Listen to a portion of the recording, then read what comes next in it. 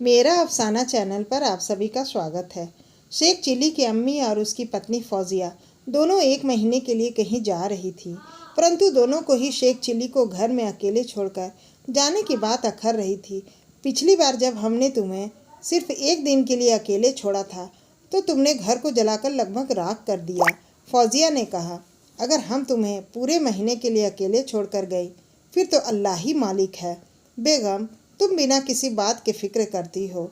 शेख ने उसकी हिम्मत बांधने के लिए कहा,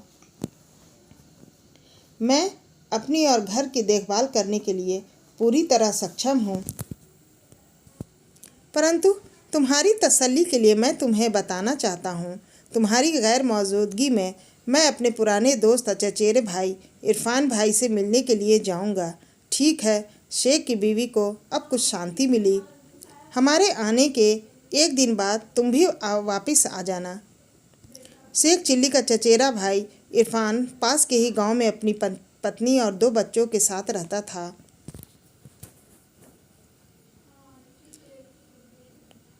उसकी एक छोटी सी कपड़े की दुकान थी। इरफान ने बचपन में शेख और उसकी अम्मी के साथ काफ़ी दिन गुजारे थे। उन गर्दिश के हालात में भी जब उनकी माली हालत बहुत ख़राब थी, उन्होंने इरफान का हमेशा बहुत ख्याल रखा था। जब शेखर अचानक से इरफान के घर पहुंचा तो इरफान को बहुत खुशी हुई।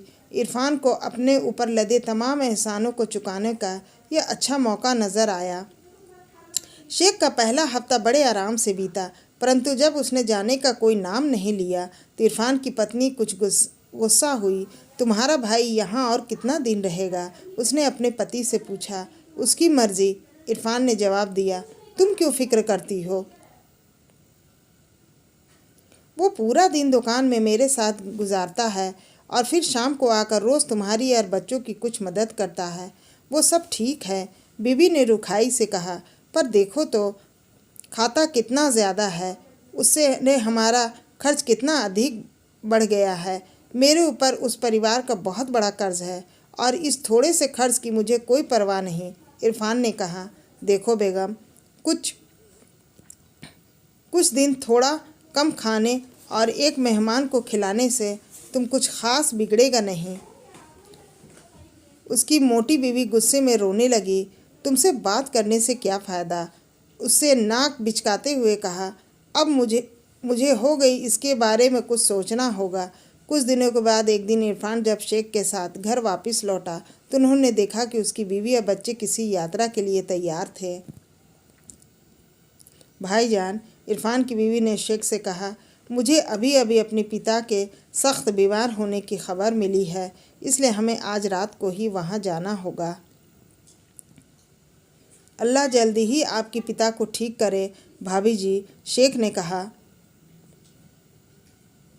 आप लोग घर की कोई चिंता ना करें, आपके वापस आने तक मैं घर की हिफाजत करूँगा। पर भाईजान, इरफान की बीवी ने विरोध प्रकट करते हुए कहा, आप यहाँ रहेंगे कैसे? हम में तो कुछ खाने को है नहीं।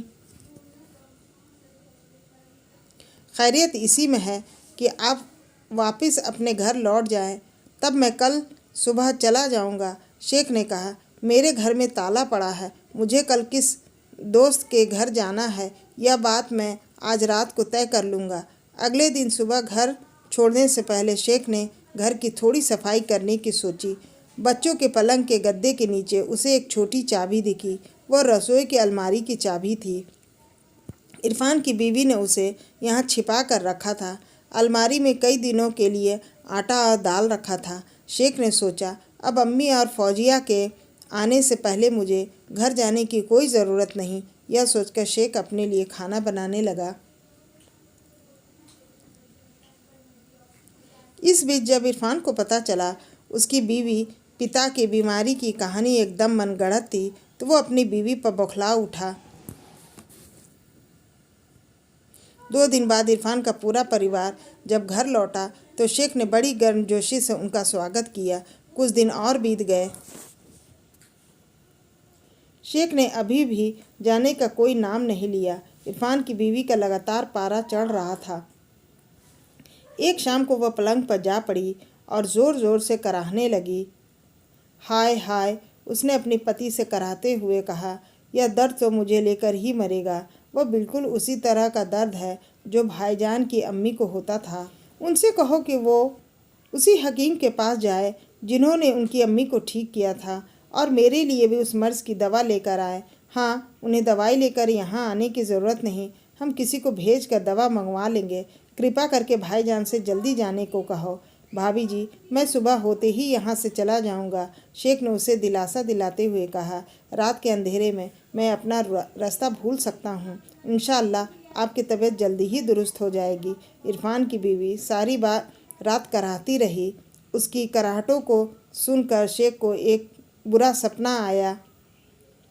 सपने में उसे लगा जैसे कोई खूंखार शेर उसका पीछा कर रहा हो। शेर से पीछा छुड़ाने के प्रयास में शेख पलंग के नीचे गिर पड़ा और लुढ़क कर उसके नीचे चला गया। उसके बाद बुरा सपना ख़त्म हुआ और शेख गहरी नींद सो पाया। अगली सुबह इरफान को शेख का पलंग खाली नज़र आया। बेगम, वो तो पहले ही जा चुका है, इरफान ने अपनी बीवी से कहा। बीवी अपने पलंग से कूदकर दौड़ी हुई आई। मैं सच में बीमार नहीं थी, उसने हंसते हुए अपने पति से कहा, और मैं भी सच में अभी गया नहीं हूँ, शेख चिल्ली ने पलंग से नीचे निकलते हुए कहा।